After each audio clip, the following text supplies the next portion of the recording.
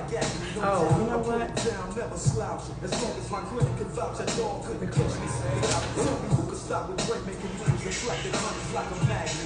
Color.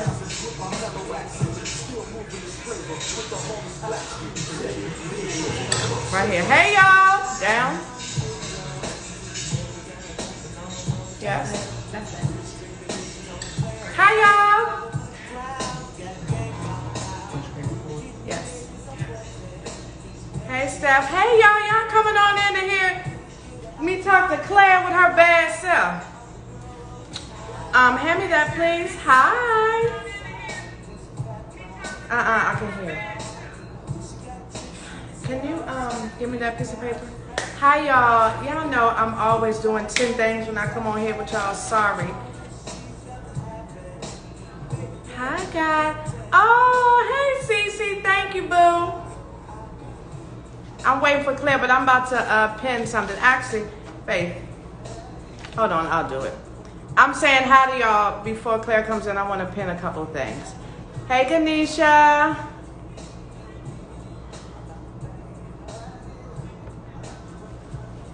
Hi, y'all. I know my face is straight, but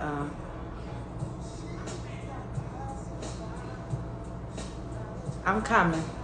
How is y'all day today? I'm just trying to pin something.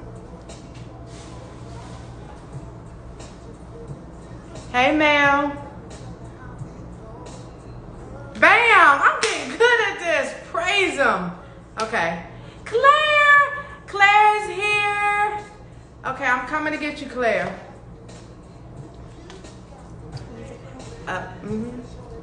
Hi, y'all. I'm just letting some of the people come in. Look how far. I am. But I got, you know, two of my wonderful people here, but, you know, when I get hot, I got to do it myself. Hey, hi, Tori. Okay, let me get Claire, because they all want Claire. Hey, Mel. Hey, Chef. Y'all just coming on in the room. Okay, let me go over here to Claire. I got this. I swear I do. If I don't, Karan, you coming. Oh, here we go.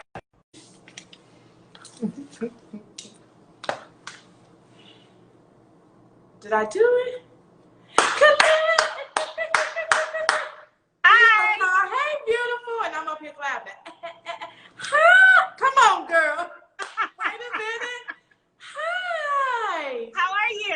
I'm good. Let me turn you up. Hold on. Let me turn up my light. Hold on. I've literally been running around. No, your light looks good. Is mine good? Yours is good. Okay. Hi, Claire. Hi. You look so beautiful. Okay, so but drum roll. Hit the thing. Go ahead. We drum rolling. Come on, harder. Da-da-da-da. Welcome. Come on, keep going. See, this what happens when you have people working. They don't really work. Come on, keep going. You know what? I'm turning down my light a little. I'm ridiculous. Okay. Okay, ready, y'all? Welcome the brilliant, the beautiful, the game changer in our industry, I swear, the CEO of Fashion Bomb Daily Show. I don't know, Claire, the businesswoman of the, y'all, and she's in a new documentary on Netflix. Claire, so good, yeah. Hi. You try to make sure I got all that out right. You like, what else? You got it all right. Thank you for having me. Of course, thank you for joining me. Okay, can y'all hear Claire good? Because y'all know I have a big mouth. So I don't want to drown her. You know, you got to know your strengths and I use it as a strength, but I don't want to drown you out. So, hi, Claire. Okay, first, I have to ask you this. Okay, so do you remember how we met, like officially met? Was it in D.C.? Nope.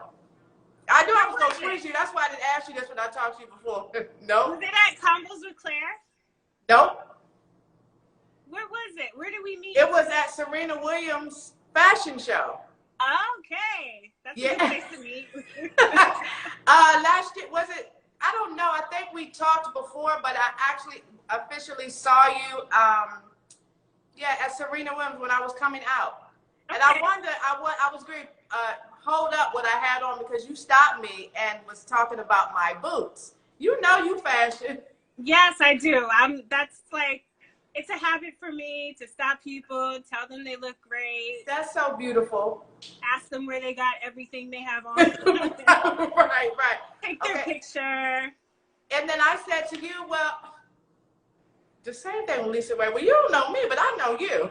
And then when I told you, you were like, oh. And then that was it. Yeah, so I'm so glad that you came on today. You had the opportunity. You popped on last week. Was it last week? When I had Coco, I was like, yay, Claire is here. I really enjoyed that. And I'm a huge fan of SWV as well. I think out of all the 90s music, their songs stick out the most to me in terms of just taking me back to those days when I was crushing on a guy or just happy and young and carefree.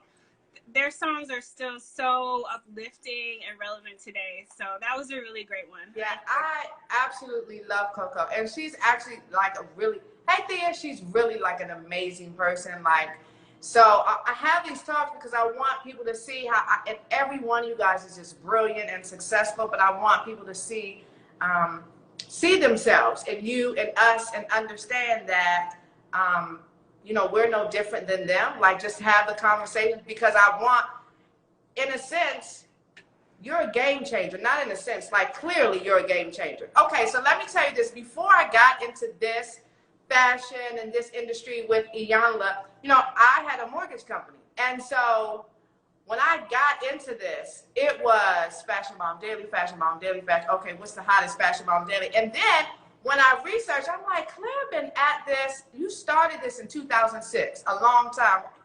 A really long time ago. Yeah, so I graduated from Harvard. Okay, wait, bam, hold on. Stop right there. If I could have pinned that, you graduated from Harvard. Come on, girl, that in itself, listen, you're brilliant. And I read that you graduated from Harvard and you studied African American studies and French? Yeah. And in fashion. Now come on, just tell me real quick how that happened. So I didn't want to go to Harvard. I didn't ever think of it as an option, but my brother had gone to Harvard and he's 4 years older than me. And so he encouraged me. He's always been the person in the household, more than my parents, to get on me about my grades, to tell me that I could do better. Like, he would get emotional reactions to when I would get bad grades in school. So he suggested I try Harvard out. He said they had great libraries. He told me to come visit him. So I went, I visited him. I had a wonderful time.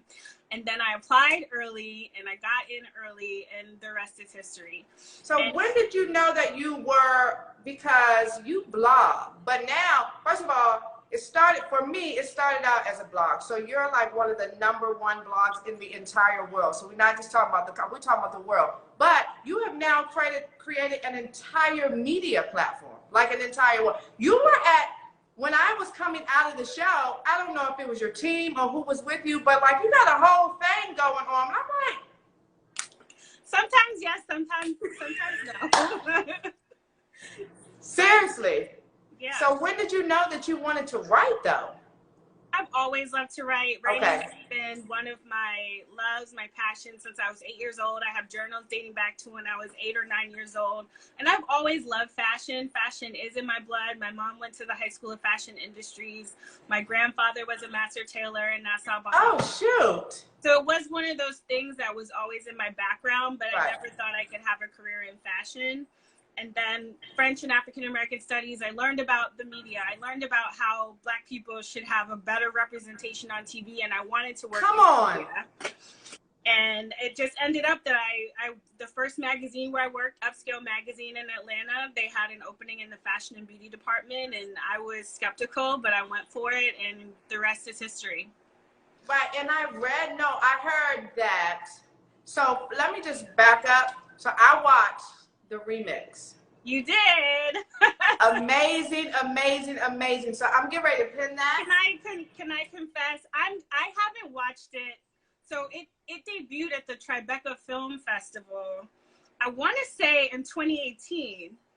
And I saw it then, and it was this whole thing. Misa was there, Little Kim performed. I want to say Mary J. Blige was there, and everybody was there. And there was this whole thing. And I remember sitting in the audience and watching it and being like, oh my gosh, I cannot believe I'm on the screen right now. Come on. I interviewed for it, but you never know if you'll end up on the cutting room floor. So I was just taken aback that I was in it. And now it's on Netflix, so now more and more people are able to see it. And I haven't, for some reason, I don't like to watch myself on TV. I don't like, after I do a speaking engagement, I don't like to look back at it. I just want to move forward. But I do think I'm going to watch it again, because I think that just comes from us, wonderful.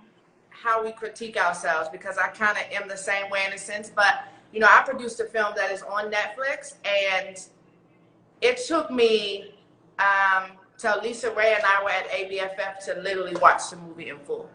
Like literally, right? So I get it. But I want to tell you that I watched it. Amazing. And you know, the 90s is my era. So like literally, you know, I'm a little bit more seasoned than you. So and I graduated in 1991, but Biggie and Tupac and Mary J. and coincidentally, Misa Hilton, she's just so beautiful. She will be on after Iyanla, so this is going to be fun. Oh, this is a good night. No. She will be on August 11th. So you, and then next week, August the 4th is Iyanla, and then August 11th is Misa. I can't wait, because you two are like complete trailblazers in this industry. So I want to say, Claire, your face is beat to the gods. Thank you very much. Thank you. I just had to tell you that. A little dewy, it's hot here in New York. Oh, but listen, your nationality, you're Haitian by nationality or no? Did I get that wrong? Yeah, my mom is from the Bahamas, Nassau, Bahamas, and my dad is from Port-au-Prince, Haiti, and I was born in Brooklyn. So you're in New York now? I'm in New York now, but I grew up in Atlanta. So career took you to New York. Yeah, after my internship at Upscale Magazine, I realized that I really loved it, but I didn't want to stay in Atlanta. I needed more movement. I needed more diversity. I just needed, and a lot of my friends from college had moved to New York City, so I just wanted to be with my friends, to be honest. And so I found all the paid internships I could find, and I did internships at New York Magazine and Newsweek Magazine, and then I found myself at Real Simple Magazine. And I stayed. I love Real Simple though. I don't know if they're out right now still, but I used to love them. Yeah, Real Simple is a great magazine. But I just got the first job that I could get because I was tired of interning, and I was tired of not having health insurance and my weekends and different things like that. And so I took the job, and it wasn't the perfect job, but it was the perfect foundation for me to create Fashion Bomb Daily, because I was it was a stable job. I worked with really great people, a lot of people that I stayed in touch with, and I was able to learn a lot about checking facts and writing and editing while I was there. But I was a little bit bored, and so that's when and why I started Fashion Bomb, because I was there, I was bored, I still wanted to work in fashion. I was in the research and reporting department, and I just needed another outlet. So let me go back for a second. I just have to make a point. Isn't it something to be said about even when you think, okay, this is not the perfect job, but God is that dope that he positions us in places that we get the tools that we need to move on to our next level, because that's kind of what you got, a lot of what you got when you decide to leave there and create Fashion Bomb Daily, right? Exactly. I learned so many great skills. And the crazy thing about the media industry, which a lot of people might not realize, is how small it is. All of the Black editors that I worked with there, they're still working in magazines, in various magazines. Some are on TV, some are at Essence. And we are all still working in this industry. So it's just very interesting. You just never know where your career will take you and how things will work out later on. But I think that first position was one of a great position to be in.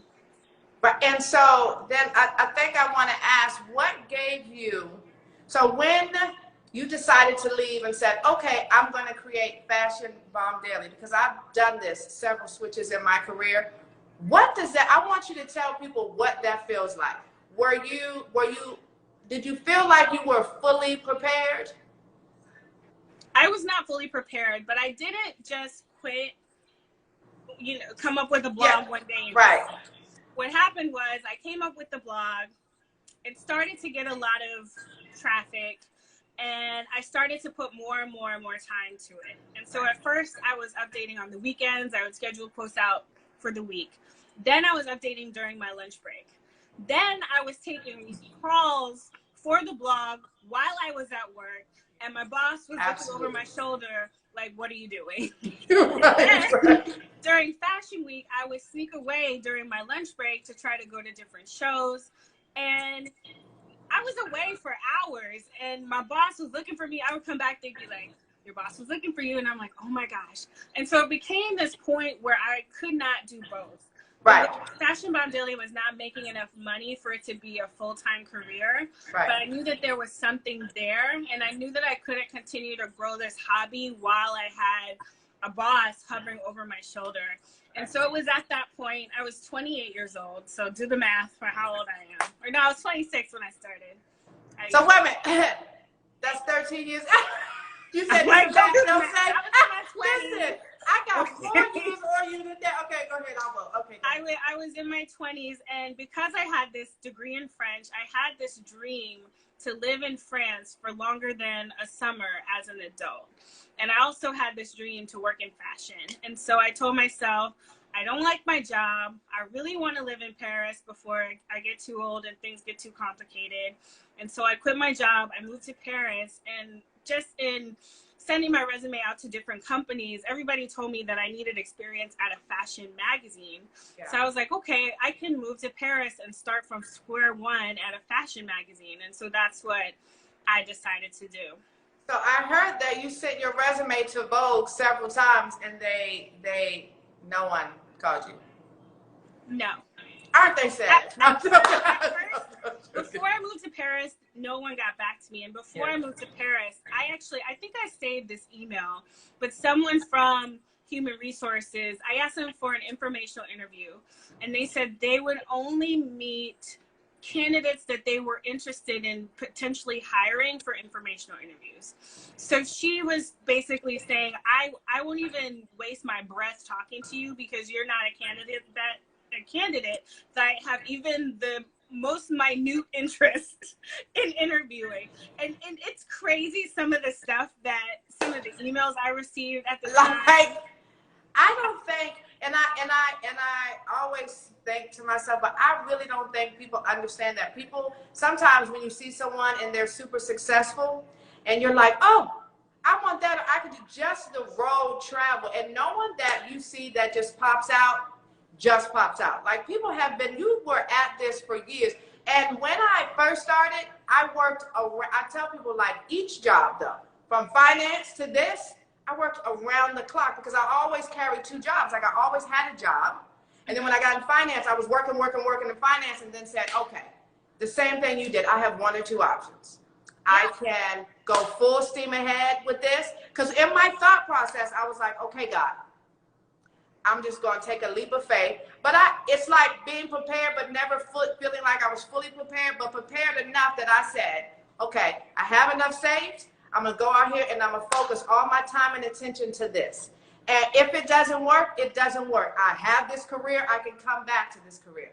But what if it does work? Then it changes my entire life, in which it did. And so I said, okay, let's go for it. And that's almost what you did. Like, okay, I'm ready. Like, I'm going to do this. Because if it didn't work, you could always have gone back to whatever you were doing. But when you are success-minded, it's almost like not a plan B. It is, but it's like, okay, here's the vision.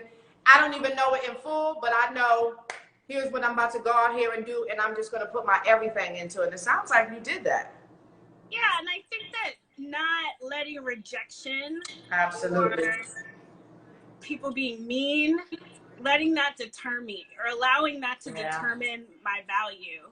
Other people's valuation of me didn't have a negative impact on my self-esteem. I think it's very important, if anybody out there has a dream, to not be deterred when you hear no. Because you're going to hear it a lot. So many times. Yeah, you're going to hear it a lot. You're going to hear it a lot. You only need one yes, and you just have to be like, okay, no. Bam.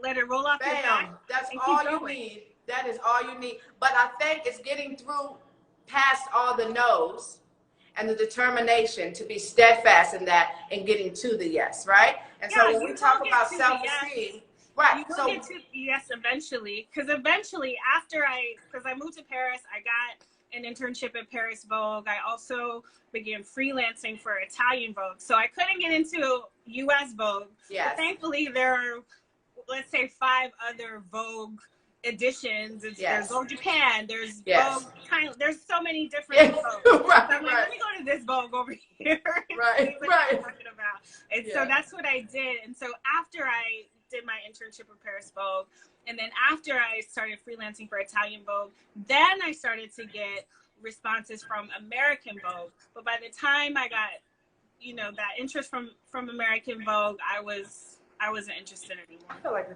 right, because you already you have already set the stage. Like you had already created Fashion Mom Daily, and you're like, okay, well, I'm gonna do this.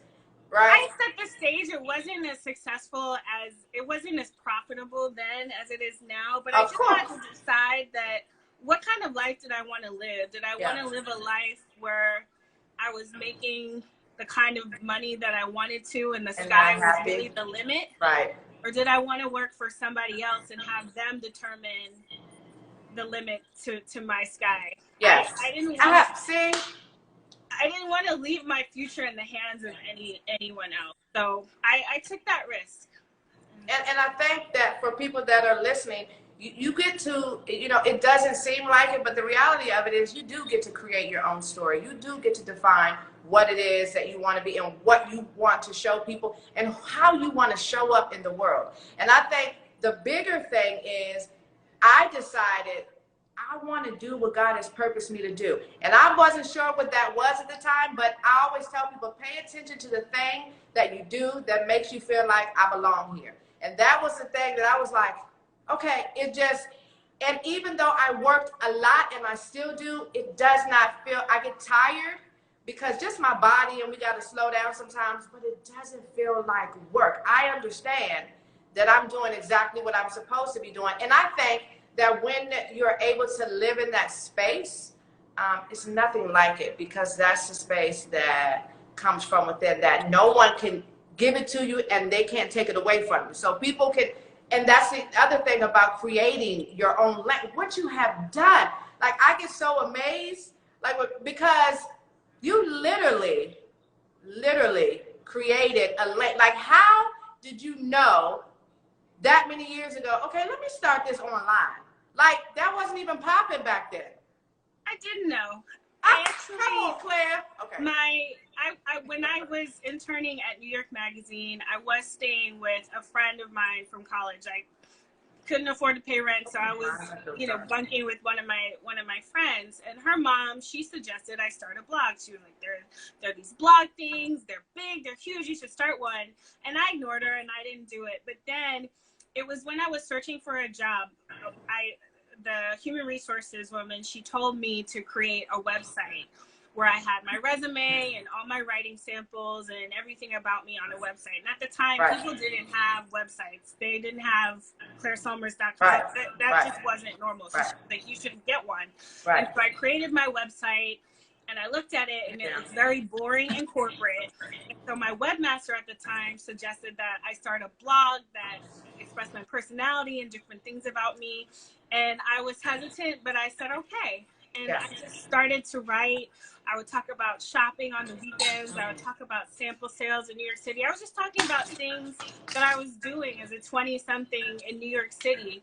And to my surprise, there were so many other women out there who enjoyed the content. And so it really just grew organically. But I think looking back now, something that Misa said in a chat I had with her is that her purpose is to be a vessel to show the beauty of other people. And I really like that because I do think that that's my goal too, is to create a platform for others. Like I'm a vessel to promote and showcase the beauty and diversity that is in our culture.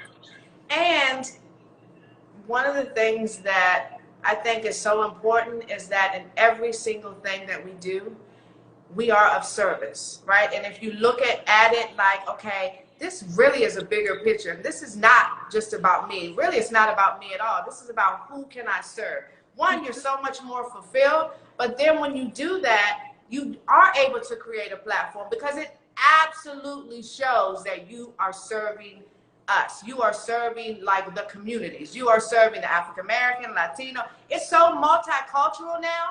Like it shows in the work. And I think that when you are serving and when you are happy to do so, it shows. It really does. Which means that you have someone's answer, no matter what that answer is. Do you understand what I mean? So yeah.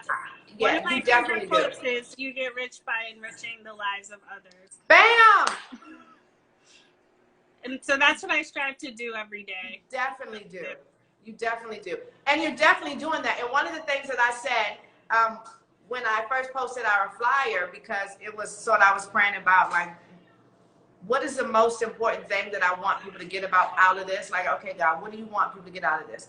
And one of the biggest things that came to me was just about creating your own lane, but then creating lanes for others. And I think what you've done, probably purposefully, maybe not purposefully, is you created a lane for yourself, but because you were serving in that lane, you also created so many lanes for others. Even on Fashion Bomb Daily Show, I see how you partner with your designers. Oh, honey, I pay attention. That is still, but no, I'm serious. But that literally is creating lanes for everyone else. That is uplifting everyone that is a part of it. So it's always what I say about reciprocity. You should be better because I'm here, and I should be better because you're here. We are better because Fashion Bomb Daily is there, because you are connecting. That's what I endeavor to do here, is to connect. You know what I mean? So yeah. I think it's an amazing thing that you're doing. Thank you. There's another quote I love. There's a special place in hell for women who don't help other women. Come on, say it again, because I'm not, say it again. Yeah. Say it again. There's a special place in hell for women who don't help other women. You have to open up the door for those behind you. And I think you definitely when I was coming up, I did have people that I could consider mentors. Yes. But I really felt like I would have loved to have somebody who I can call consistently and ask for advice or ask for insight, somebody who was looking out for me, somebody who would give me their ticket to a fashion show. I was dreaming for that. I wish that so desperately. Absolutely. And there was nobody. Nobody helped me. Really. I'm glad you said that. Yeah. To be honest, and I had to kind of do what I had to do and stick and move to get in the room. Right. Like, now that I'm in the room, I cannot do other people who come after me a disservice. And I am always that person who will take the time. I'll answer an email. I give my show tickets away, and sometimes I think, some of the kids I give my show tickets to, maybe they don't value it as much because maybe they didn't have to work as hard. Yeah. Because those tickets are like scarcity. I'm going to give you that opportunity. Yeah. Those tickets are hard to come by. So, and I think it is also generationally, it's a little different, right? Because I think we're in a different generation where of the social media, where so many people have become social media stars and Insta famous and all that. And it's just, I think sometimes they miss those things. You worked really hard your career to even be able for someone to even call and offer you and say, would you like to come to the show? Those things are literally super hard to come by. So that's an amazing thing that you're doing that. And I think it is our responsibility. But one of the things I want to go back to, because of my love for women, I think that what has happened and why it's like so many women don't want to help other women, I think it's a couple of things because it's loaded. But I think one of the things is the environment that we live in shapes our thought process. And sometimes what it does is try to get people to compete against each other, right? And so a lot of people feel like, I always tell people, even if it's the same lane, even if we're doing the same thing, God created a lane for me, He created a lane for you, and we're better together. Like, why wouldn't we help and support each other? But I think consciously and unconsciously, sometimes that's very hard for women to do because we've been so programmed to say, oh, we can't get along, or she's trying to take what I have. She's trying to take my man. She's trying to take my career. And in fact, we have so much in common. And if we would even say hello to the person that we frowning up our face at, or, you know, I live here on a lake and I do miles, right? And it amazes me how, hello, and it's like people that look just like me, it's like, no, you know what I mean? But I don't really blame. I feel like when you know better, you do better. We need to get information. We need to understand that what God has for you, he has for you. No one can take that from you. And again, when you make something happen for someone else, he makes it happen for you. So what we're meant to do is serve. And so I'm glad that you know that. I really am. I mean, we all have distinct talents. We all have absolutely an assignment and a absolutely calling here. Absolutely. And as soon as we understand that and that no one is our competition, they're not, then we'll get further. But I also have to say that especially in the fashion industry, and I hope that people are aware that there are sometimes external factors that pit us against each other. Absolutely. And we've seen it so many times. I've seen it working at magazines with the tokenism and like it's one real. Black person being picked as the one. Right. And it being very clear. Right. Tyra and Naomi, that's a very kind of iconic beef that started not because of them, but because of outside forces, kind of putting bugs in their ear and pitting them against each other. But that's what I'm saying about us consciously and unconsciously, because it's done so much that we look at each other and we look like each other, but it's like, no, I'm not, because that's what the environment has shaped. That's what the environment has said. Like, y'all need to, you know, don't trust her, because she, you know, you understand what I mean? Or she's going to get it before you do because of, and I think that's what it's created. But I really pray that even stuff like this and us talking and, you know, it can change that we individually, by our own actions, can help just change that. And then the rest of it, we're doing some stuff about that too. I mean, we all have to be aware and use our voice and stand in our truth. Yeah, I think it's important to be aware when we are being pitted against each other and to not allow it. Absolutely. And realize, again, like we're as unique as our DNA, and I don't see anybody as my competition. When you're running a race, you don't look left, you don't look right. You look straight ahead. I literally just said that today. Like, it is me. My responsibility is to grow and get better and to learn more so I can be better for the lane that I'm in. Do you understand what I mean? And it's like here. I don't even know. It's almost like not knowing what people are doing around you till you go, oh, okay, she did that. That's cool. You know what I'm saying? It's kind of like that. And I think it's also important to just align yourself with like-minded people, regardless of their background, because we have enemies and allies of all colors. Absolutely. Even our own kinfolk, you know. So come on with it. Just get with people who think like you, who have the same vision as you, and who want to get better together. I'm so happy. Like, I just, you know, I really, in any relationship that I have, that I cultivate, I just really kind of go off of energy and spirit and connection. And I knew when I met you, you were like, when we started talking, I was like, okay, you probably don't even remember because it was so busy. And I was up there actually, Serena and Venus' older sister's a good friend of mine. So I wonder if she's on here. I can't see because there's so many comments rolling through. But I was up there to have a meeting with her. And I was like, yes, I'm going to the... And then when I walked out, I saw you. I was like, oh, that's clear. The fact that I knew who you were, you're bomb. Thank you. Because I knew it from Fashion Mom Daily. You know what I did want to ask you, though? I do want to get to this. I have a couple of things. I don't even know how much time I have. But I do want to ask you this. I'm saying hey to my friend Angie, who's leaving a lot of hearts. Oh, hi, Angie. I did want to ask you something. In 2018, when your site on Instagram completely shut down, like, I literally didn't know that. I went to look, and I was like, can you tell me what that felt like? Did it feel like one of the worst moments in your life? I'm saying that because we're like in a pandemic, right? And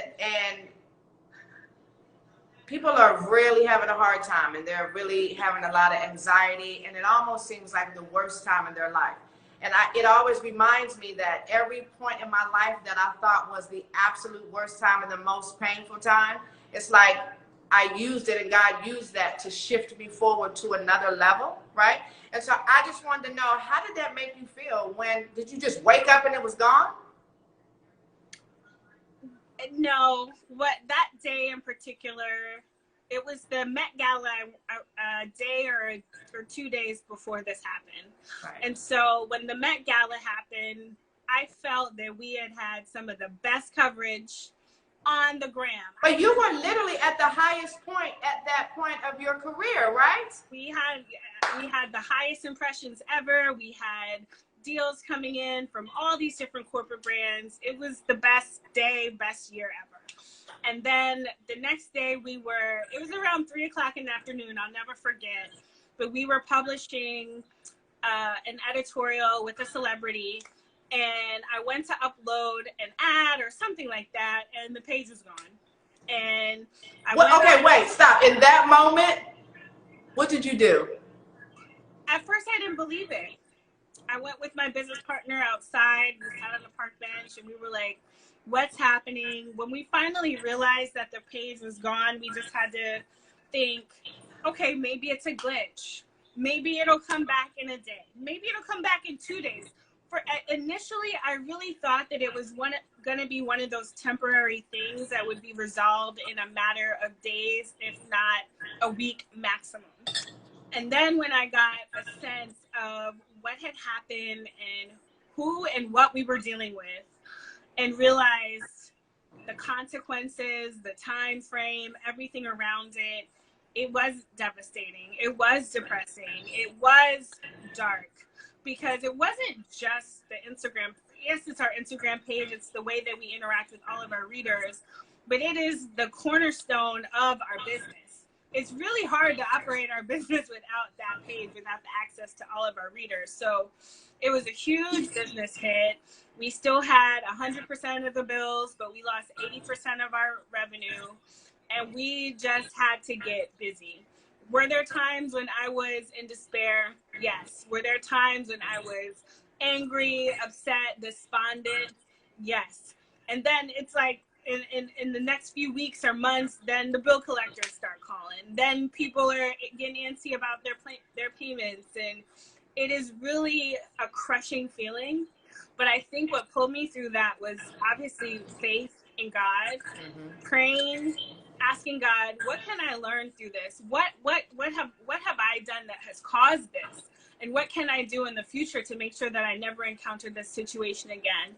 Leaning upon my friends and family who were there to support me through everything. Quiet and calm meditation, and just getting your mind right. Because a lot of times when things go wrong, you think the world is ending. You think you're going to die. Absolutely.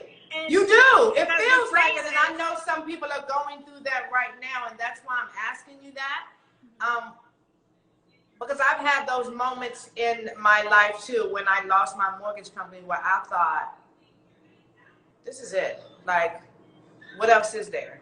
If it doesn't kill you, it makes you stronger. And it did. And it actually made me look at money different. It made me look at people different. It made me check myself in a different way, because I felt like I had gotten a little too, I got to the point where, I don't know that I forgot, but it almost seemed like I forgot that I wasn't the leader of this, and that God had opened the doors and given me favor, and I acted like it was just me. And so it made me really do a lot of shifting with myself, how I treated people, how I looked at other people, and compassionate for other people.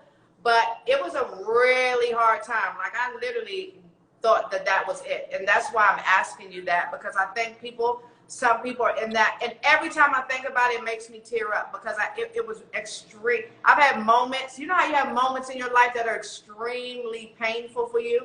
But I would never be in this career had I not gone through that. So What would you tell people right now that are just feeling depressed and feeling like have lost loved ones, and just feeling like this is it for them? Like, what would you tell them? I would say try to stay as positive as possible. Listen to positive affirmations. Listen to T.D. Jakes. I love Joel Osteen. I love Iyanla Van Zandt. I love. Listen to positive affirmations. Try to remain positive and get still. That's part one. Part two is to shift and pivot and see how you can use your skills and your network in order to create new streams of revenue. So our shop, Fashion Bomb Daily Shop, which you mentioned, it's a marketplace for designers that I believe in. It was born during that time. My consultation services were born during that time. Claire, as a public speaker, was born during that time. Claire, as an influencer, was born. Come on, see? Okay? All right. I just had to pour my energy, had to take a look at what I had at the end of my fingertips, the resources that I still had available to me, and what I could do to pour my energy into that in order to make income. Did it happen overnight? It didn't. And there were still times when I was, you feel me? Right, you feel like, I'm clear. Oh no, I'm clear. There were you're days down and you're in despair. I'm like, did I get out of bed for 5 days? Well, you might not have been like this, but let alone shower. Like, I really knew that I was going through depression. Like, I really, and one of the things that I understand about that is if you're not somehow able to pull yourself up from that, it can get you stuck.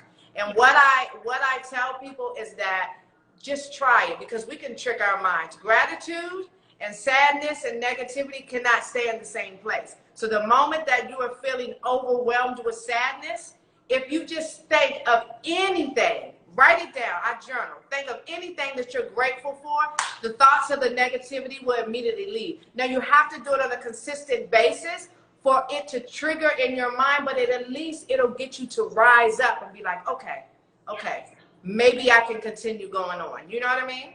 Focus on the positive, as you said, the fact that you're alive and healthy, the Absolutely. fact that your parents are alive and healthy, the fact that you have friends. There are little things that we take for granted every day that are tremendous blessings. So practice gratitude every day and thank God every day for everything that you have.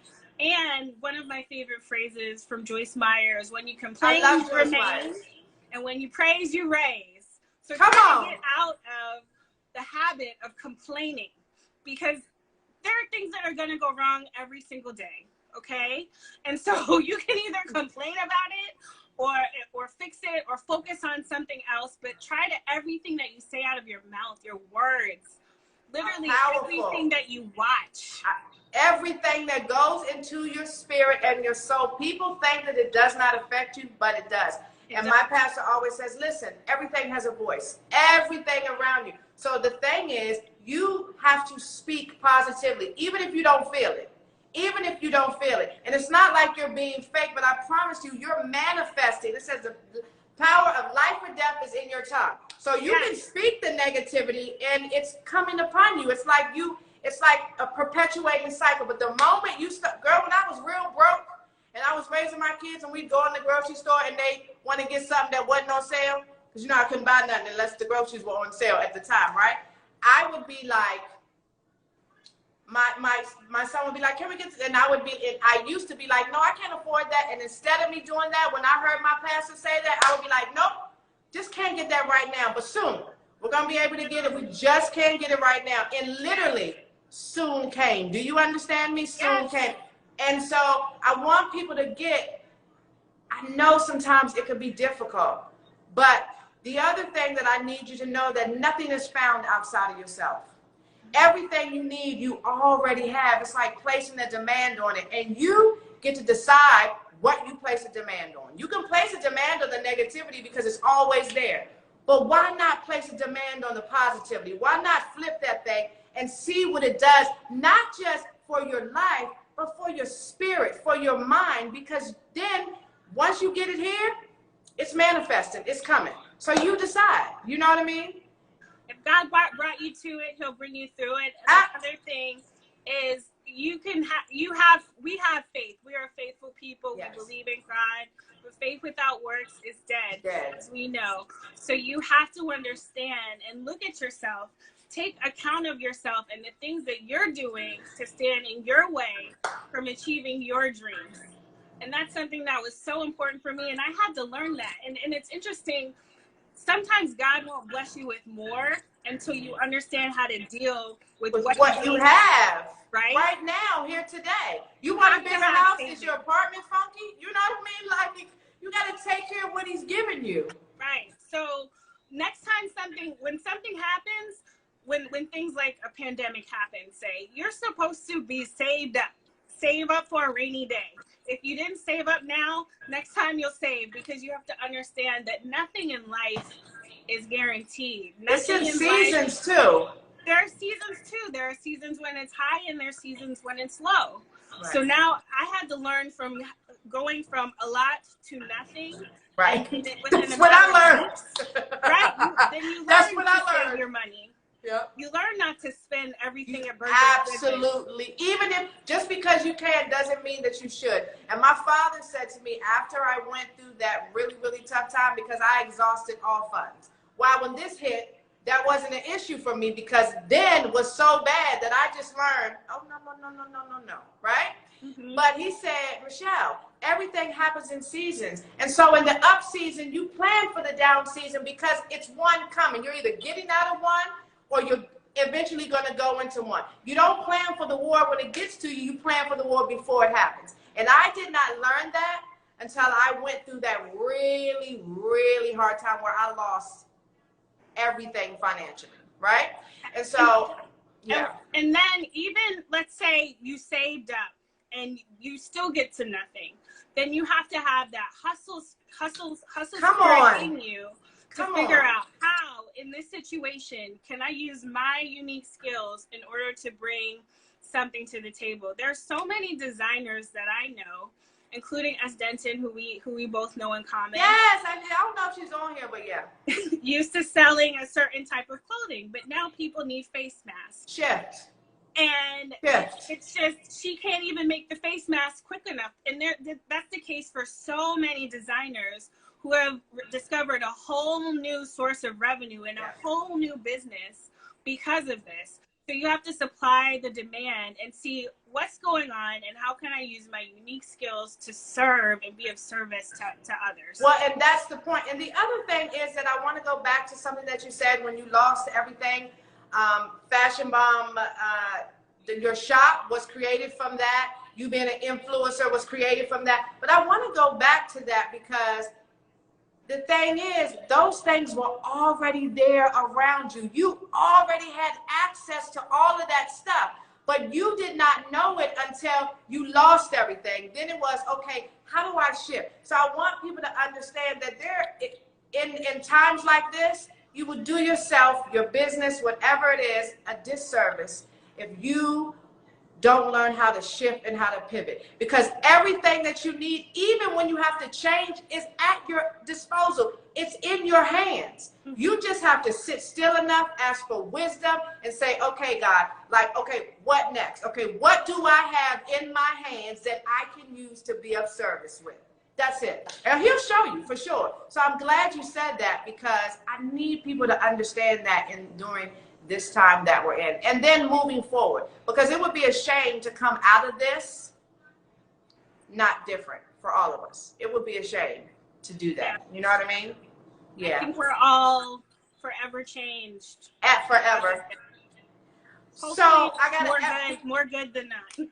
For the good. So because of that, I have this thing about the closet, removing the things that don't serve you to replace them with the things that do.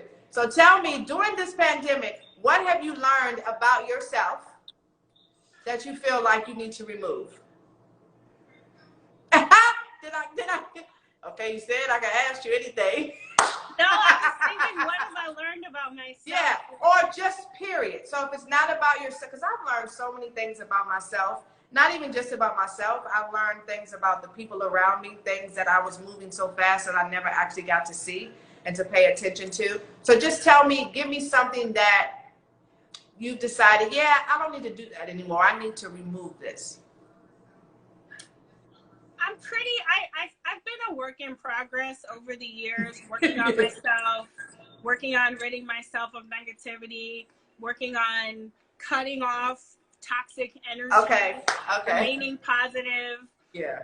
I think during this time, which has been great, I've focused on working out and my diet. And Okay, so that's a making sure I'm very focused on what I put in my body. Yeah. Now I'm a pescatarian. Vegetables most of the time. Doing my Billy Blanks every morning. So come on. I got rid of meat. Yeah.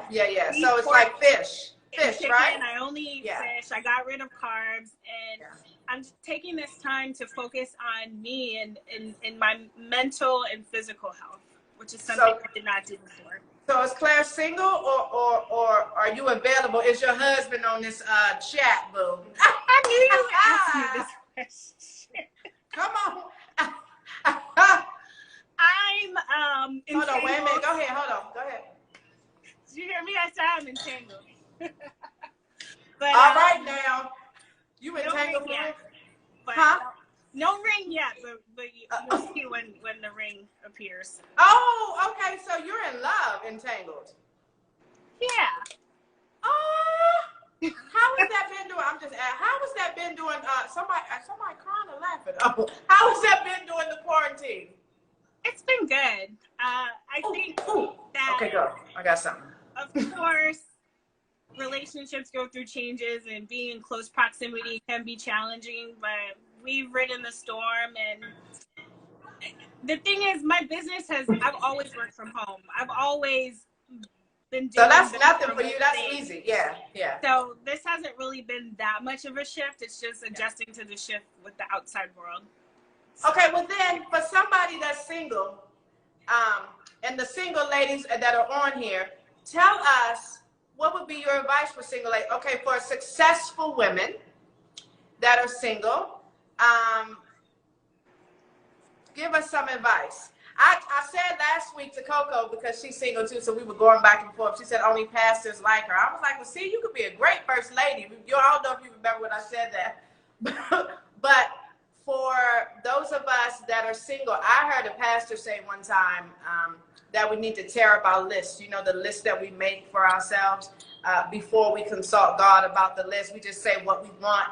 But if we would ask God for wisdom, he will actually give us what we need to actually to fully fulfill the purpose that he's designed for us. So that comes in that partnership, right? Because I don't think that another person was designed to make you happy. I think that's your responsibility. I think though, but too much, we get together with people out of trauma instead of out of our wholeness, right?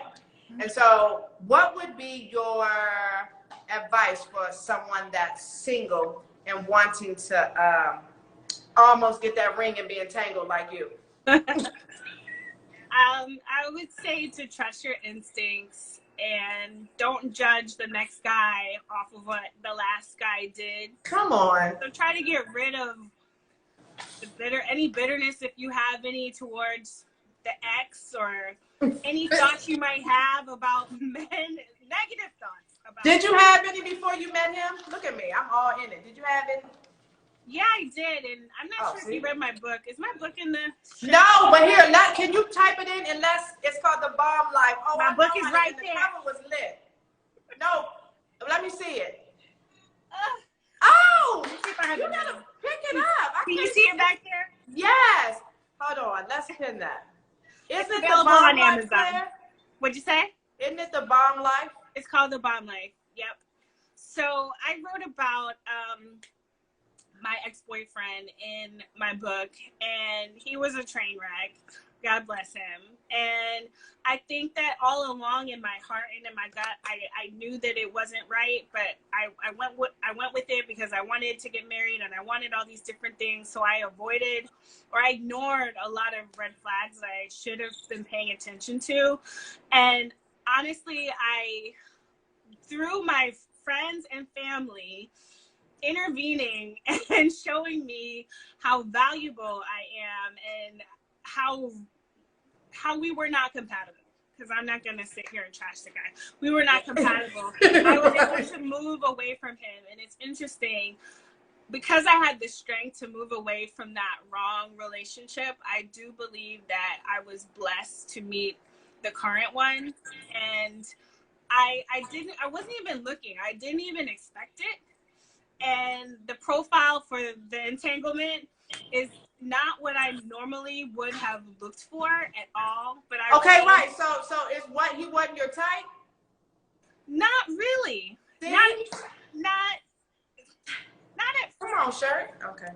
But I remained open, and I just trusted this feeling, and I went with it. And here. And you in love.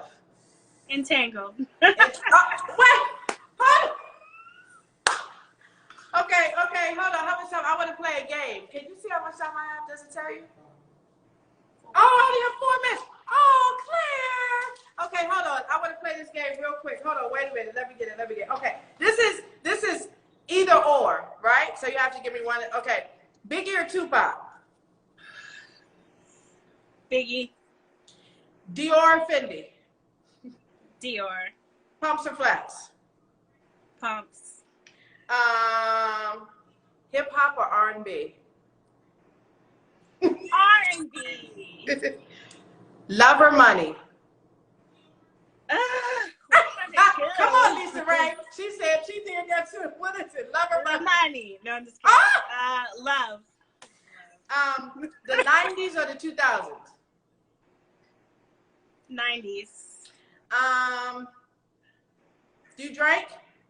No. Oh. I'm on a break. Right. Hold on. Here go my last one. Vogue or Fashion Bomb Daily? Fashion Bomb Daily. Come on with it. Hey. I don't even get any questions. I'm so glad. Do you see any questions that I need to answer? You guys, I can't see it all, but I am so happy to have had. I got 4 minutes. 3 minutes. Is there anything that you want to tell the people? Tell them about all your stuff real quick. Of course, they already know, but go ahead. Be sure to visit fashionbombdailyshop.com, a marketplace for minority designers. 90% of our designers are women. A majority are Black women. We are Black owned. So go ahead and support as we build the next biggest fashion online destination. Follow Fashion Bomb Daily, and you can always book me for consultations. I represent your brand. And go buy. What? Come on, Cliff. I'm doing an unboxing after this over at Fashion Bomb Daily and doing a giveaway, so y'all can join me over y'all there. go over there and see if y'all can get some free stuff from Miss Claire herself. And then you guys go get her book called The Bomb Life. It's sold where? Amazon. And you can also get a signed copy on fashionbombdailyshop.com. Come on. And go on Netflix, you guys, and watch the remix. Go on Netflix, watch the remix, and be blessed, everybody who tuned in. Thank you for tuning in. We wish you nothing but success. Yes. And good vibes. And thank you so much, Claire. You are just a joy and a beauty. And you guys, I want to remind you that next Tuesday at 7 o'clock, Miss Iyanla Van Zandt will be here. Come on, Claire. And then after that, you guys, August 11th is the beautiful game changer as Miss Claire, Misa Hilton. The bomb. The bomb. I love y'all. Thank you so much, Claire. Thank you. Y'all, please continue to support her. She's built the platform. She's built the lane, and she keeps on getting better and stronger. So much success to you, Claire. Thank Literally, you. much success. Thank you for having me. Of course.